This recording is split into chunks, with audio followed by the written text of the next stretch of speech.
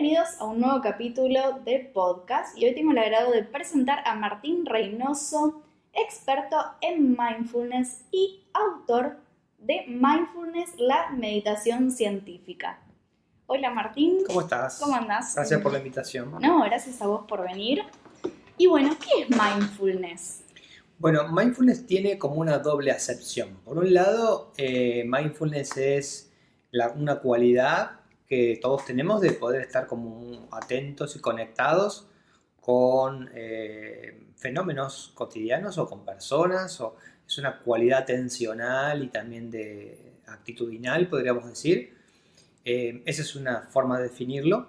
Y la otra forma de definirlo es hablando de mindfulness como un entrenamiento sistematizado occidentalmente, basado en técnicas y en toda una filosofía, en una psicología budista, como suele llamársele, de Oriente, y que fue de alguna forma iniciada por el doctor Jon Kabat-Zinn en la Universidad de Massachusetts hace ya casi 40 años. Ajá, y me intriga saber cómo llegaste, porque vos sos psicólogo. Sí. ¿Cómo fue que llegás a estas técnicas? Actualmente hay muchos psicólogos, la mayoría son psicólogos, los profesionales que trabajan en mindfulness, no sería raro eso. En mi caso yo llegué por una cuestión personal, como muchas personas suele ocurrirles, es una cuestión más no profesional sino más personal, de manejo de estrés. Yo estaba en un momento de mucho estrés en ese momento de mi vida, con gastritis y con muy multitasking, mucho multitasking, ¿no? Mucho trabajo. Vivía en La Pampa en ese momento.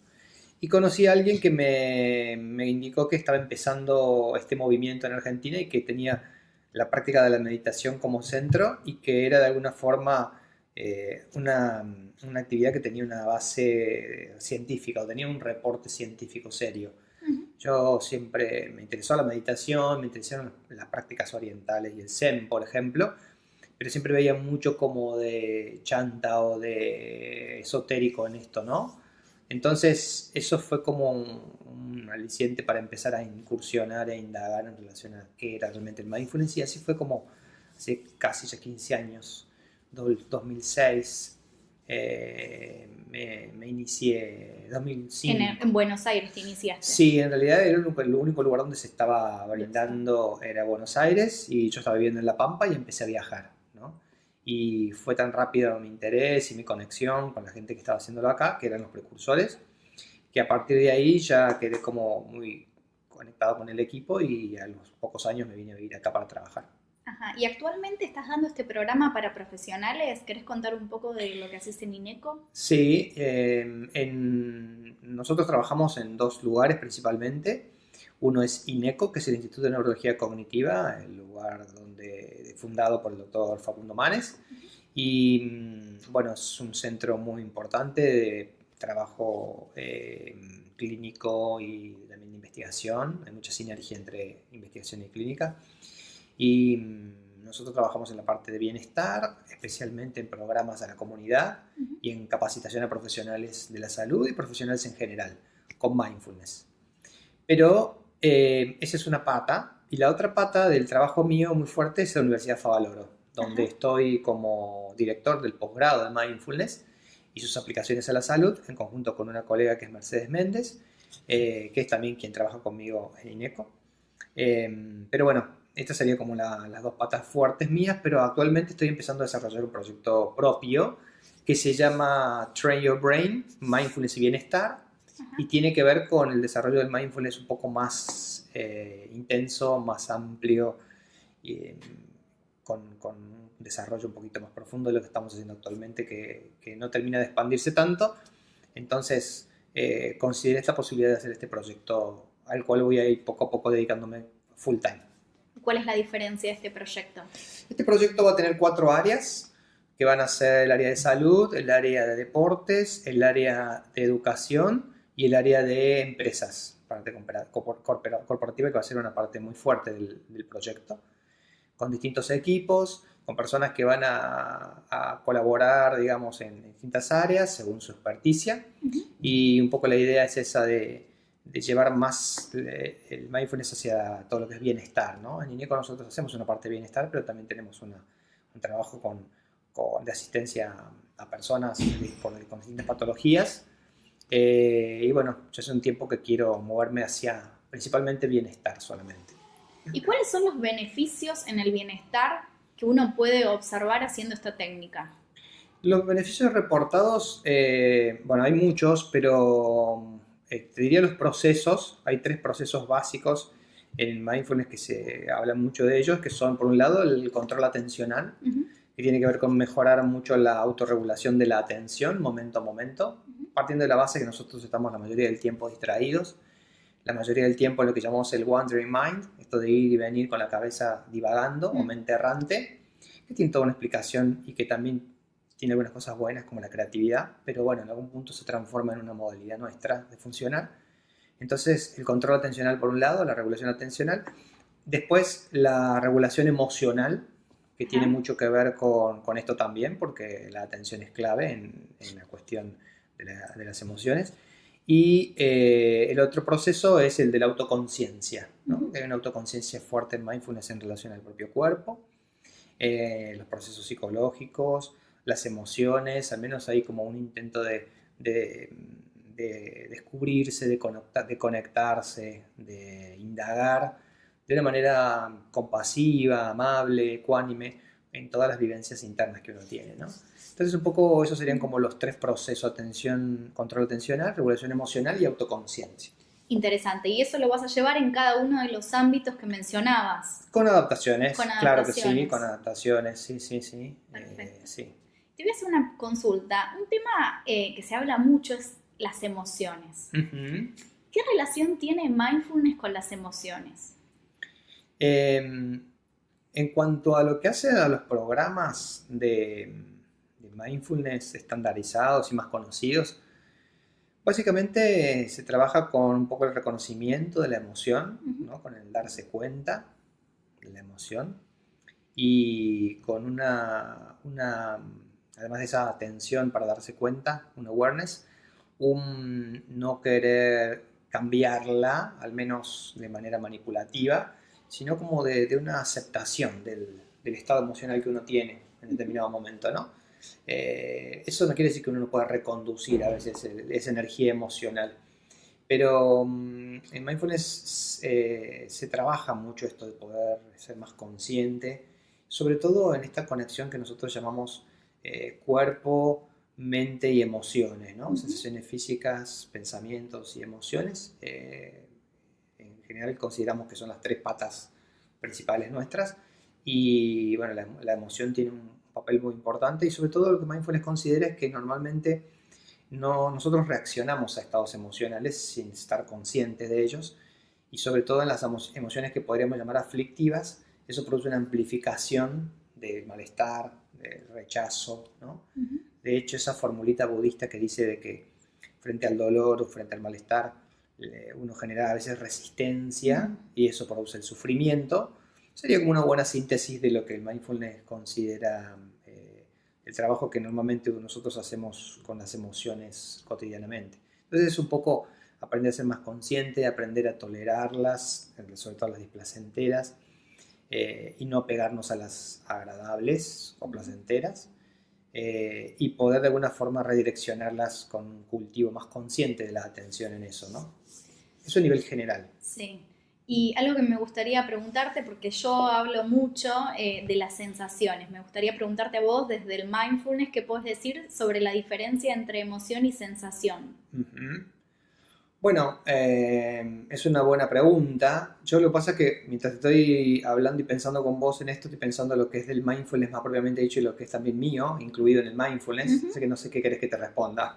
Puedo responderte de los dos lados. Lo que quieras. Te respondo más de lo mío, porque Dale, el mindfulness, dale. esa es una de las críticas que yo tengo con el mindfulness tradicional, digamos, el mindfulness más protocolizado, que en general no ha hecho demasiado desarrollo sobre las emociones. Ha habido un par de programitas de equilibrio emocional, hay uno de Wallace, en Estados Unidos, un californiano, y después hay un programita de Gonzalo Britos con una estadounidense. Gonzalo Britos es una persona de Chile que trabaja en España hace mucho, que se llama Equilibrio Emocional, pero ambos siguen tomando un modelo que para mí ya es un poquito viejo, que es el modelo de Paul Ekman, que es el modelo de las emociones universales, el esencialismo, ¿no? Que ya de alguna forma Las lo emociones manifestaba. básicas, ¿no? Claro, emociones básicas universales según Sí. él, que por ejemplo ya Platón, lo decía Darwin, lo decían un montón de personas anteriormente, como que hubiera un set emocional básico para todas las personas universalmente. Bueno, eso está un poco cuestionado. Si bien hay como ciertos prototipos, podríamos decir, de un set más o menos similar en algún punto, pero las diferencias son muy fuertes y sobre todo lo que marca la similaridad es la cultura, ¿no? Después, las investigaciones que hizo Ekman en su momento estaban hechas en otras culturas, por ejemplo en Nairobi, pero con grandes sesgos investigativos donde se incitaba a una respuesta que estuviera acorde con lo que ellos investigaban. Entonces eso es lo que, por ejemplo, Feldman Barrett empieza como a desarrollar, que es una psicóloga estadounidense, que es la persona que yo sigo un poco más y que en el laboratorio nuestro en INECO tiene mucho contacto con ella, que es constructivista, y ella dice que las emociones en realidad no son universales, no hay específicamente lugares en el cerebro que conecten con específicamente ninguna emoción, hay más bien un trabajo concertado del cerebro en el despliegue emocional, y dice que, bueno, que las investigaciones lo demuestran, ¿no? de Ekman estaban sesgadas y que en algunas culturas, como ahí en Nairobi, por ejemplo, no existe un nombre de una emoción como alegría. Por ejemplo, ellos cuando les muestran imágenes de alguien sonriendo, ellos dicen sonreír, hablan en términos de acciones. Las emociones no son sustantivos o nombres, ¿no? Alegría, tristeza, sino que hablan en términos de acciones. Reír, sonreír, mirar con los ojos abiertos en vez de decir sorprendido. Entonces, empieza a demostrar que cada cultura tiene su forma de sentir y de describir y de procesar las emociones, que no es universal, ¿no? Y las diferencias son muy grandes. Y en las mismas culturas, en la cultura nuestra occidental, por ejemplo, también hay diferencias muy marcadas, que, bueno, que no pueden, digamos, que es muy difícil poder hablar de emociones así como generales, ¿no? Entonces ella propone en el desarrollo de que cada persona tenga un desarrollo, un autoconocimiento de su propio ser emocional y hasta como tener un tipo de alfabeto emocional que cada uno tiene que ir construyendo. Por ejemplo, yo te diría, alegría. Alegría puede ser considerada una emoción, pero ¿qué alegría? Por ejemplo, una cosa es la alegría de ganarte la quiniela, otra cosa es la alegría de un beso a una persona que querés. Parece que hay muchos matices. Exacto, tiene matices, pero los matices son tan distintivos y diferenciales que ya hacen dudar de que sea la misma emoción.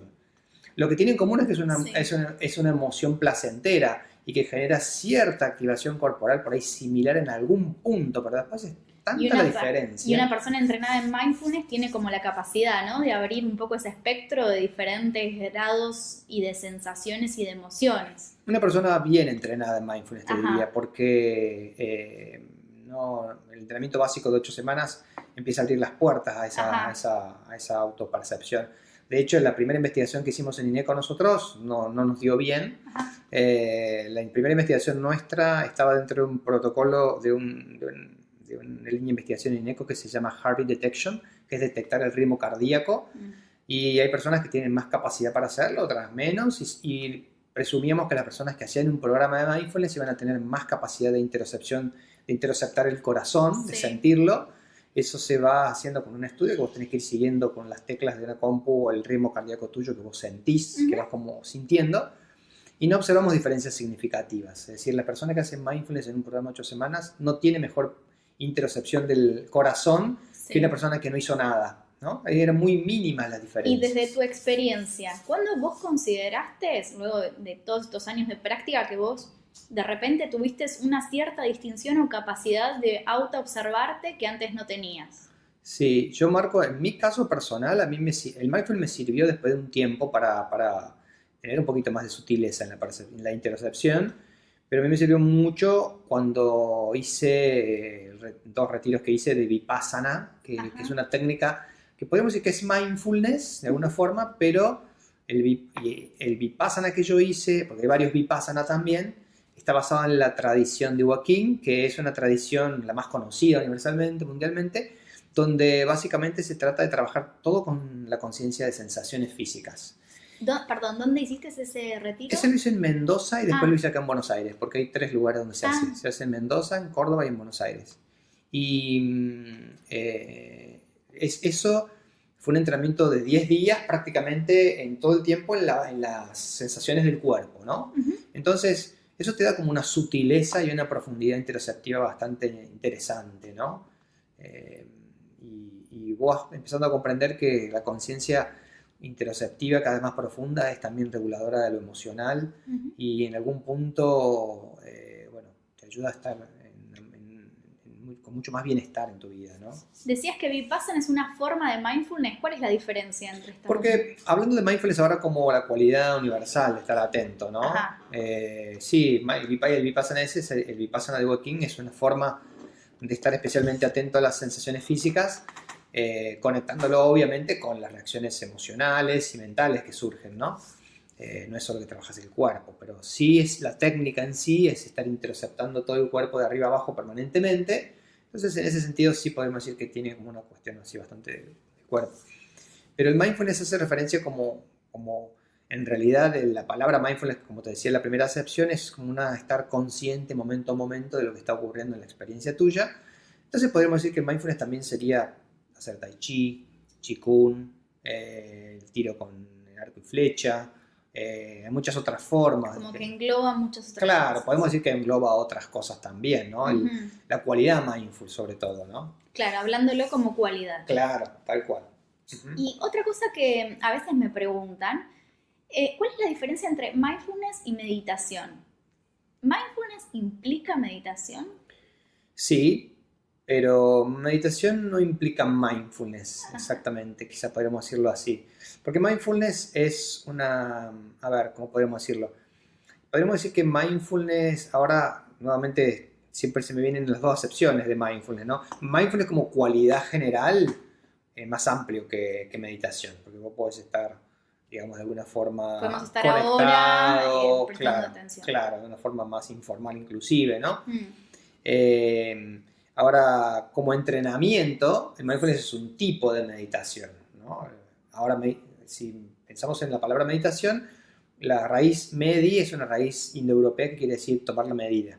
Medicina es tomar la medida de la salud en las personas. Meditación sería tomar la medida interna de uno, ¿no? Eso sería como el significado.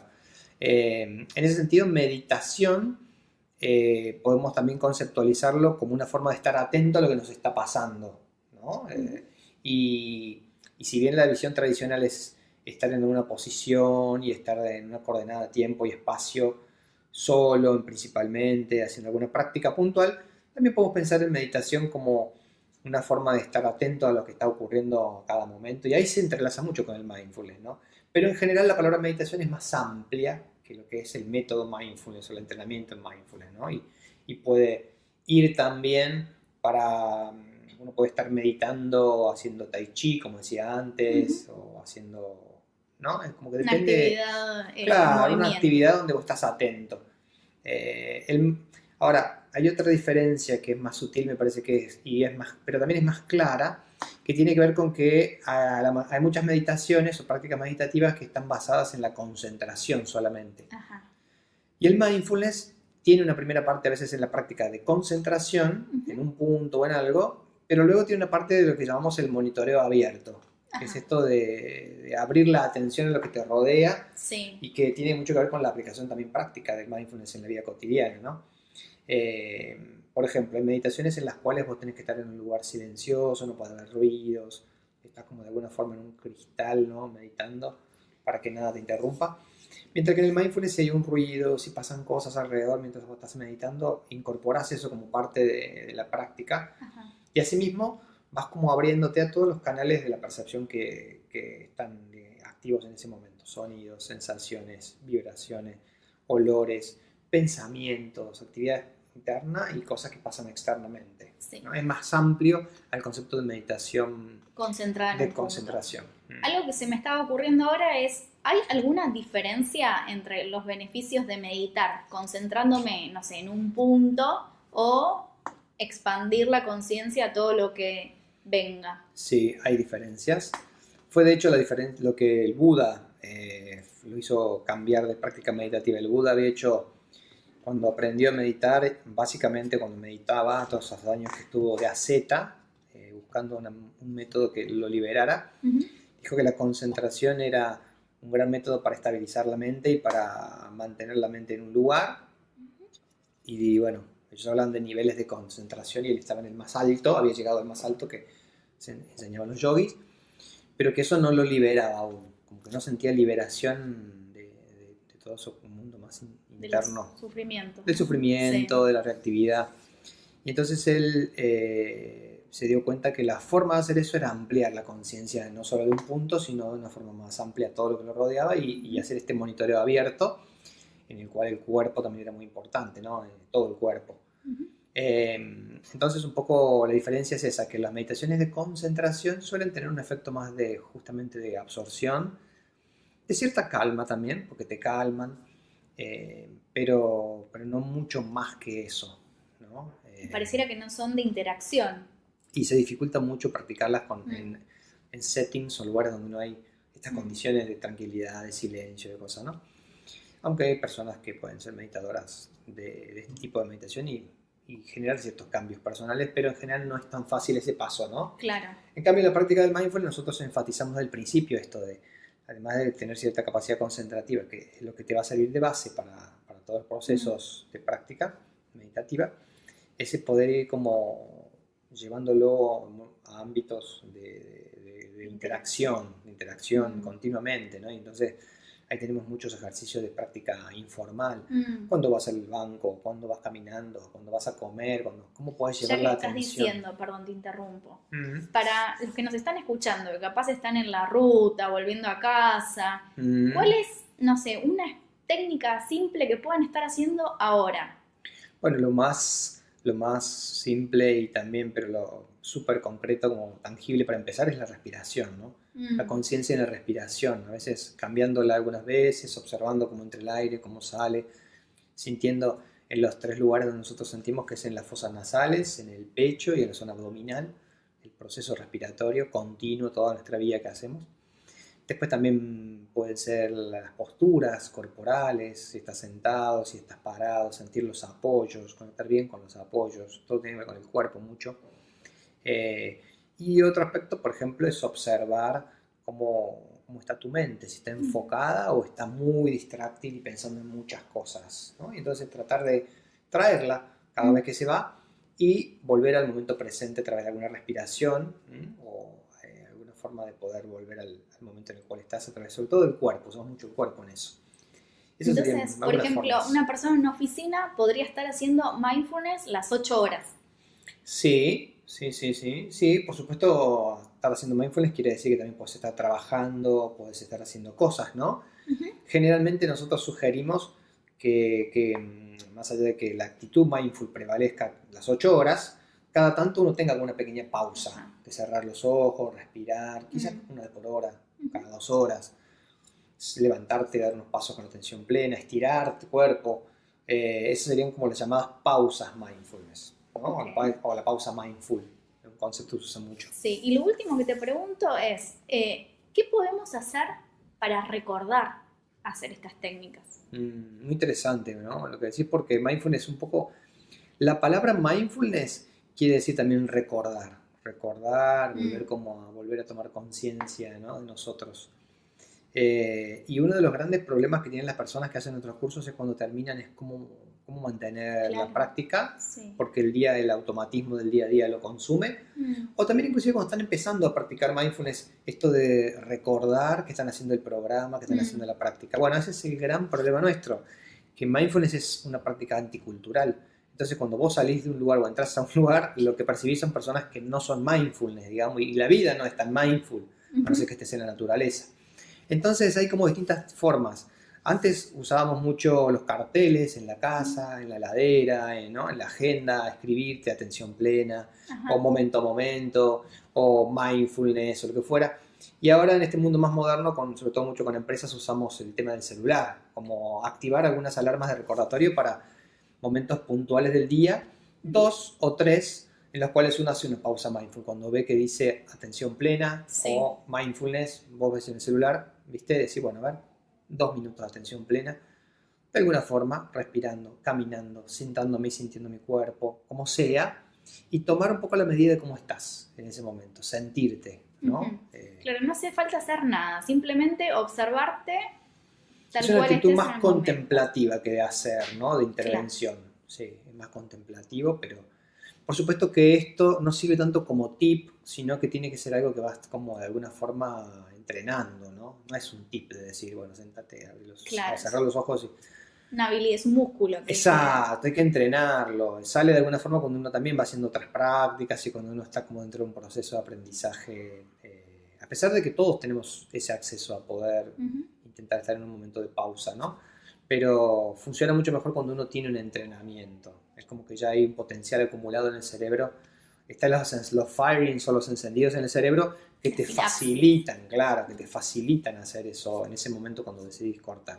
Perfecto. Lo mismo cuando tenés una emoción intensa y querés un poco regularte, vos podés conocer los procesos, esto de la conciencia emocional, etiquetar la emoción, decir qué estás sintiendo, darte cuenta que es momentáneo, que es solo una arousal, que algo que escale y después va a bajar. Vos podés tener toda la teoría, pero si no tenés práctica, eso te queda en la nada, ¿no? Claro, en lo abstracto, digamos, en el pensamiento. Tal cual. Es un poco entonces esto de practicar con cierta cotidianeidad, ¿no? Bueno, Martín, muchas gracias. Y lo último, para los que están interesados en tu programa, este último que estabas comentando, ¿ya tenés algo armado? ¿Cómo se pueden contactar con vos la gente? Mira, nosotros estamos desarrollando el proyecto nuevo que estoy desarrollando. Vamos a trabajar en una secuencia de 3 programas, que va a ser el MBCR o el básico de entrada. Después un programa de bienestar emocional, donde se van a trabajar 2 procesos básicos que son la regulación emocional y lo otro que es muy bueno, que se llama el cultivo del altruismo, ¿no? Pues si no, siempre estamos regulando y tratando de manejar las emociones aflictivas y nunca hacemos mucho con la parte más altruista nuestra, más, ¿no? El desarrollo más positivo de las emociones. Y el mindfulness tiene una parte importante en eso, que a veces le llamamos heartfulness, ¿no? No tanto la mente, sino el corazón puesto en eso. Ese es el segundo programita que va a venir después de ese, que es un poco armado por mí, que vamos a tratar de protocolizarlo si podemos también. Es un poco piloto, pero es para continuar con el primero. Y el tercero va a tener que ver mucho con lo que llamamos el mindfulness relacional, que es la práctica en grupos con otra persona. Y es como un poco ir transfiriendo todo lo que vamos aprendiendo y cada vez más a los vínculos, ¿no? Tiene una parte fuerte en eso. Y eso lo vamos a hacer a partir del año que viene, en enero o febrero ya vamos arrancando en un proyecto que se llama Train Your Brain o Entrena tu Cerebro, TIB, le decimos un poco a nivel interno, y que tiene como digamos, esta capacitación para quienes deseen hacerlo. Y bueno, pueden buscarnos así como Train Your Brain en Instagram, o la página de Facebook nuestra es Mindful Brains, que tiene ese nombre. O por a mí, Martín Reynoso, que estoy también en Instagram o en Facebook. Bueno, buenísimo, Martín. Muchísimas gracias. Aprendimos un montón hoy y nos vemos pronto en un próximo capítulo. Gracias.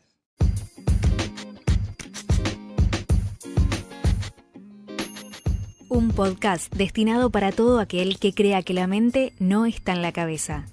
En él vas a encontrar contenido exclusivo de líderes y especialistas en diversas técnicas y disciplinas del embodiment de todo el mundo. Tu host,